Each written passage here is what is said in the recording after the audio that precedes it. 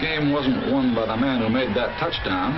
It was won by a team, and every man on the team had a share in winning it. We're playing another kind of a game now, only this one isn't for fun. It's for keeps.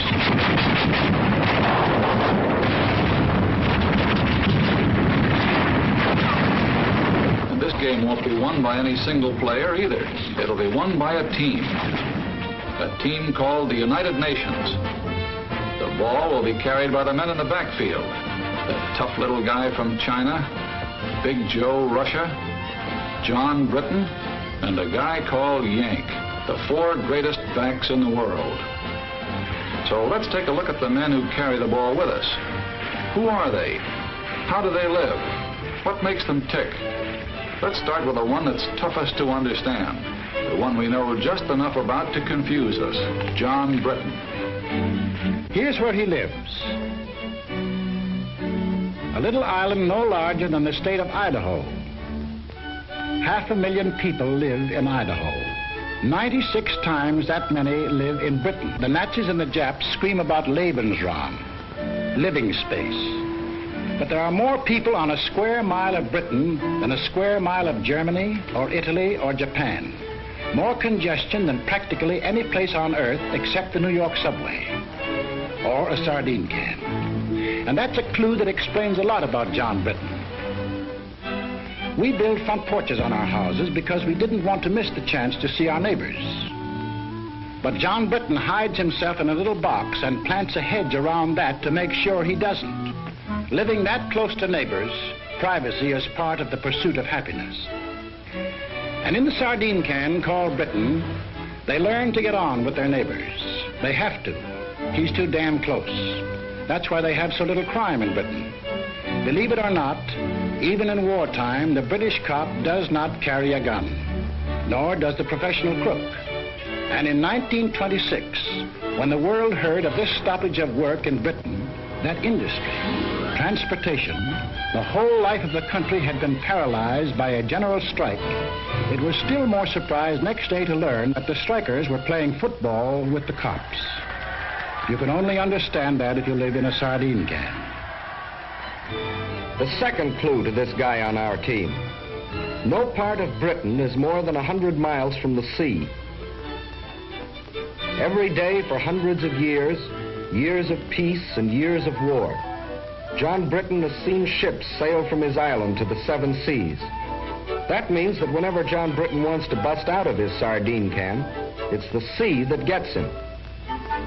He's been busting out for hundreds of years, and that led to Australia, South Africa, New Zealand, Canada, and for that matter, the United States of America.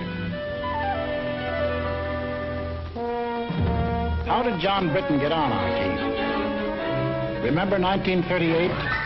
The Yankees won the pennant. Wrong way, Corrigan. The last trains ran on the 6th Avenue L. Well, John Britton got excited about the same sort of things. The bet he had on the Derby, or, as he would say, the Derby. His job. His kids.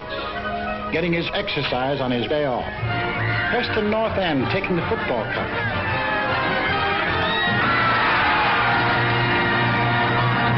Only 300 miles away, people were cheering another kind of event.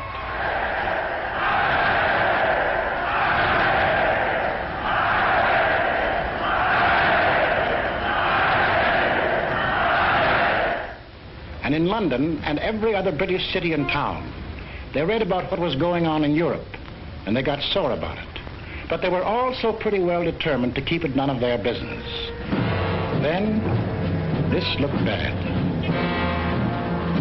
The Czechs had a mutual assistance pact with France, and France had one with Britain. This might mean war, even though everyone was anxious to avoid it. They'd been through one war, perhaps been wounded. Hundreds of thousands of their brothers and friends had been killed. There was nothing beautiful to them about war, and they had no desire for another. In a last desperate effort to preserve peace, the Prime Minister today flew to Munich.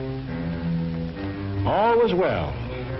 Britain, France, Italy, and Germany were signing a pact at Munich.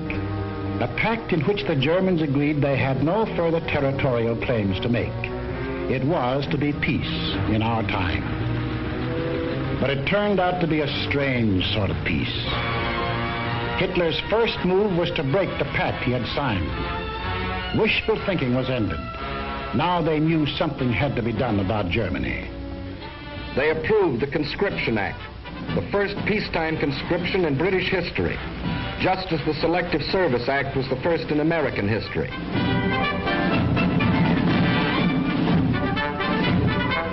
The British had put their cards on the table. They had, in effect, said to Hitler, "That's enough. If you go into Poland, we'll fight." Hitler smiled. Like other would-be conquerors of Britain, Philip of Spain, Napoleon, Kaiser Wilhelm, he thought he understood the British. He didn't. The sleeping lion began to wake up. He was a pretty drowsy lion for the first 6 months of the war. He snapped and growled.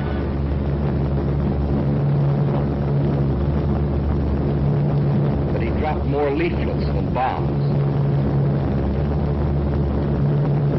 He hoped that common sense would return to the German people and that they would throw out Hitler and the German warlords. Instead,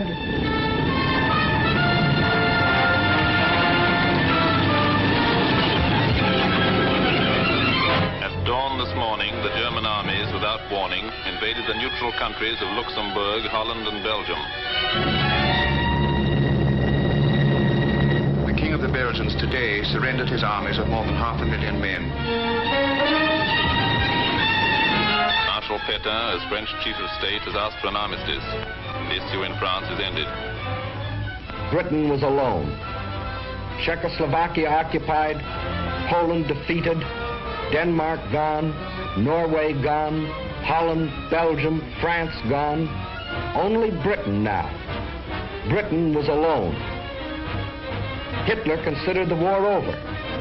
Everybody considered the war over except the British. At the 11th hour, the lion was finally aroused. We shall defend our island, whatever the cost may be. We shall fight on beaches, landing grounds, in fields, in streets, and on the hills. We shall never surrender.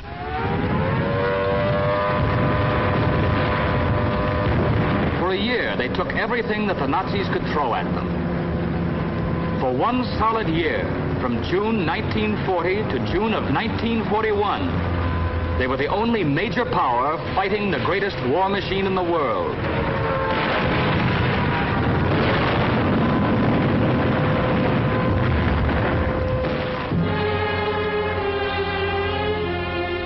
They took body blow after body blow. Solid punches before they even had their guard up. All they did was take it on the chin and hang on to the ropes. They never went down. And while they buried their dead, they prepared grimly and defiantly for the day when they could strike back.